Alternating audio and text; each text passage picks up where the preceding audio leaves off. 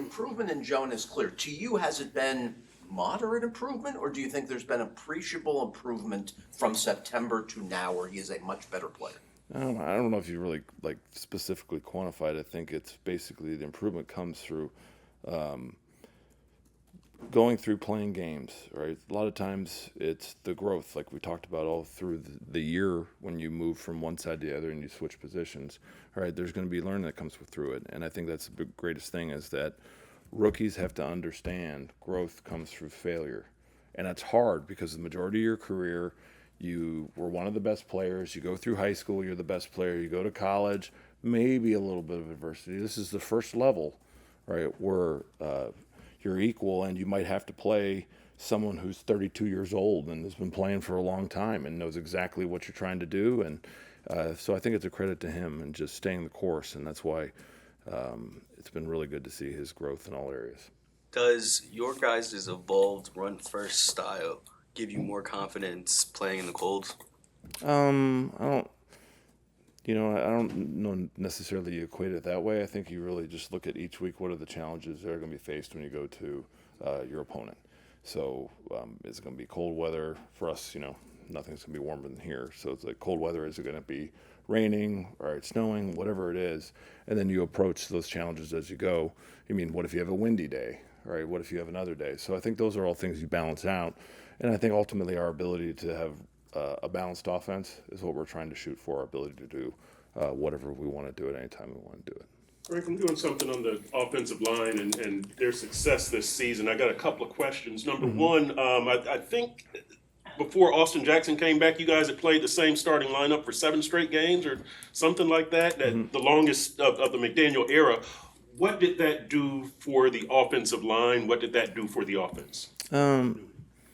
It always helps whenever you can have guys working together, especially that position, because you're counting on 5 guys to work together, and the more you play, the more you're able to communicate without sometimes verbal, like you just kind of know. I mean, in college, I played next to 2 guys, and by the end, you're like, Todd, you're like, yep, you don't even, you know what the key is on the play, so you're not even, you're beyond a certain level of verbal recognition to recognize to each other, get on the same page.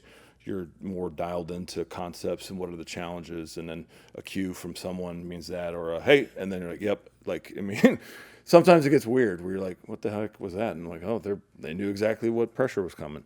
So I think that helps, and it helps get cohesion, and it also builds that bond because, no, at the offensive line, the reality is only you get noticed when you do it wrong for the most time. You don't get noticed when you do it right. It's like you have a good rushing day. Oh, the runner had a great day, as opposed to the guys blocking or the one paving the holes. So I think it allows for chemistry, it allows for communication, and I think it allows for confidence as things go through time. And what's the most impressive thing about the offensive line this season? You guys have shown some depth on the right side. You've shown draft and develop on the left side. You brought in run skill and showed some versatility. What impresses you most about what the offensive line has done? Resilience and grit. Like, think about the way the season goes. I mean, a couple weeks ago, it's like answering questions like, where's the growth, all that. And it's like, hey, it's hard sometimes to say stay the course because we can see it's coming. It's like we're just off a little bit. I think it's resilience and grit.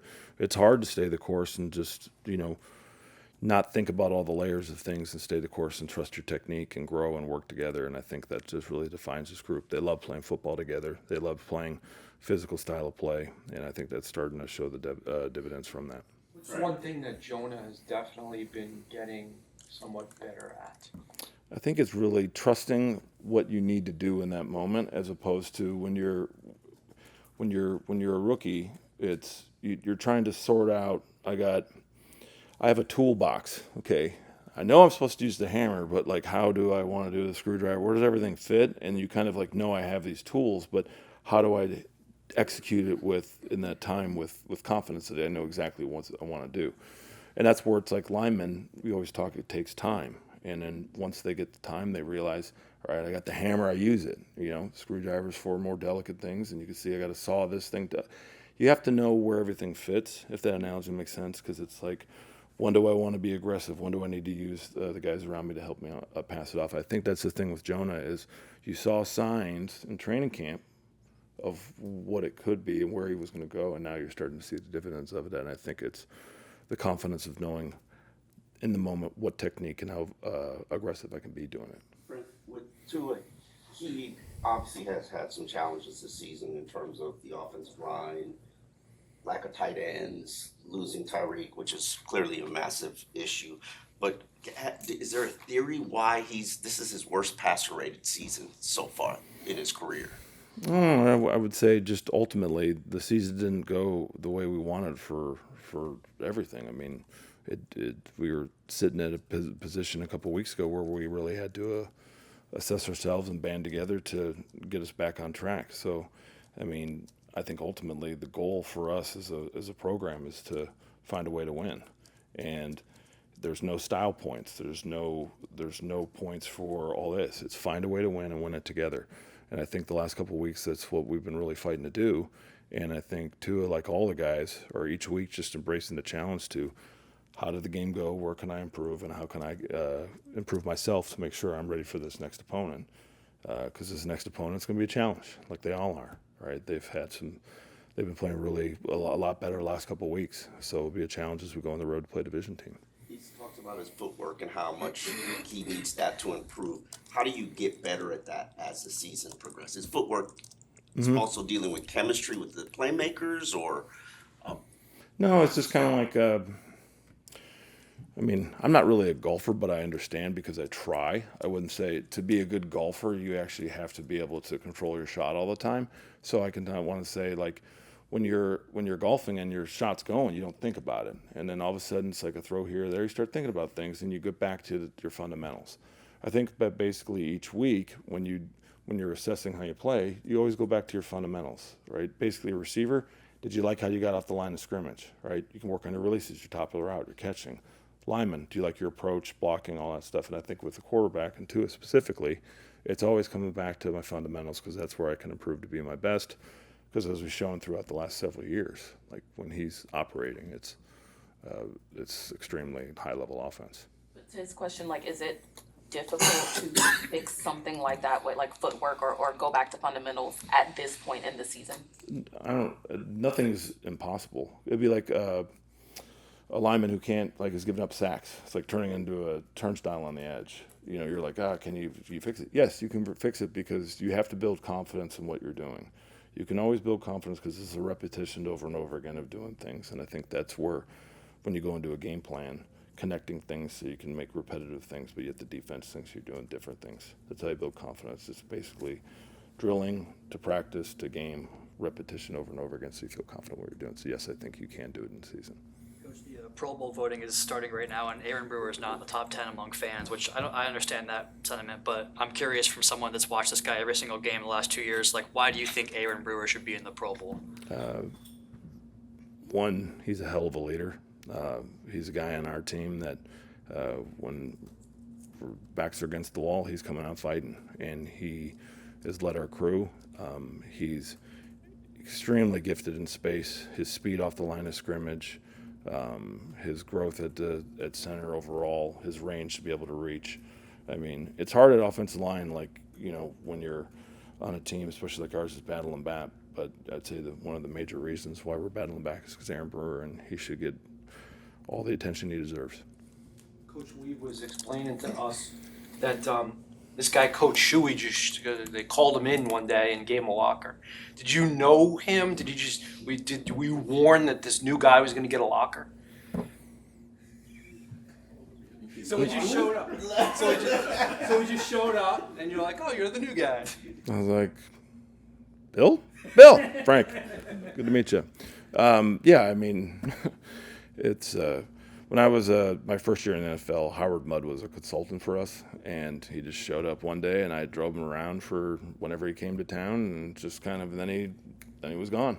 So my career started off with kind of like Howard Mudd. Whoa, I mean, he's a Hall of Fame coach, offensive line coach, and I get to drive him around and hear him tell me everywhere I'm screwed up, and then he was just gone. So I'm kind of used to it, starting off for 16 years of anyone who can come to help us win is going to be a part of it. I feel like they did a bad job. I never noticed that there was this new guy out there. How many weeks has it been out there? Well, When Joe, week it's not. was Cleveland? It's not like we got like just 12 coaches out there. I mean, we got like 30. Yeah, we got like 30 people running around. Yeah, and then we camouflage everyone in the same colors. Yeah, put us all in the same color grass. You're like, you know, you have to recognize body type, shapes, and all that. You're like, okay, there's, all right, all black. That's Frank. All right, there's that. There's that. All right, who's that guy? Yeah, exactly. Yeah, exactly. On the sideline, right? Yes. You're enjoying this? Oh yeah, it's fun. I think sometimes they're not really used to my game day demeanor, but yeah, it's been a little fun.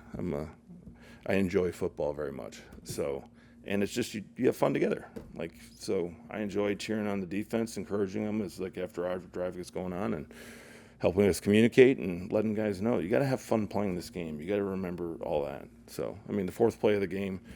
Foster Moreau caught a ball, and Darren and I ran over to the sideline, or giving him hell just because he's one of the reasons why I'm here. So, but he's catching the ball, he's gonna hear it, all right? Because that's the last one he's gonna catch all day, and we're having fun. You just gotta have fun playing the game, man, and then you gotta inside of it use that energy towards a positive, and just always believe the next play is gonna be a positive outcome because I'm gonna will it into existence. So I'm at a blast. Frank, a question about playing quarterback here. As I've talked to the backup quarterbacks, they said two of the things that they hear from you guys is get rid of the ball, and then footwork. And Bevel has talked about the footwork also, which is where I'm going. What is so unique and demanding about the footwork in this offense? I wouldn't say it's necessarily get rid of the football. It's trust your progressions, your footwork tell you the rhythm to the play. So it's a connection piece of like, there's timing. When the West Coast offense was created with, ironically in Ohio, by Bill Walsh, it was basically I can't run the ball well. I need a timing offense to distribute the ball. So how do I do that? I connect the quarterback's drop through the passing game. And then when you do that, you have different drops, different timings, so that way you can connect the skill into what he's doing, so that way you can play on rhythm. So it's basically a giant orchestrated dance, as you got to look at it. And that's why our job is to, use different launch points, different timings, different stuff, so that way it's not like you do the same things over and over again. We try and make sure we have variation in what we do, hence why drops are important in connection to what we do. Same thing as a running game, where the running back is running, tracks, help set the angles for blocking, angles for the perimeter, everything. It's all either a giant dance or a game of geometry, trying to move pieces in space of guys and all that stuff.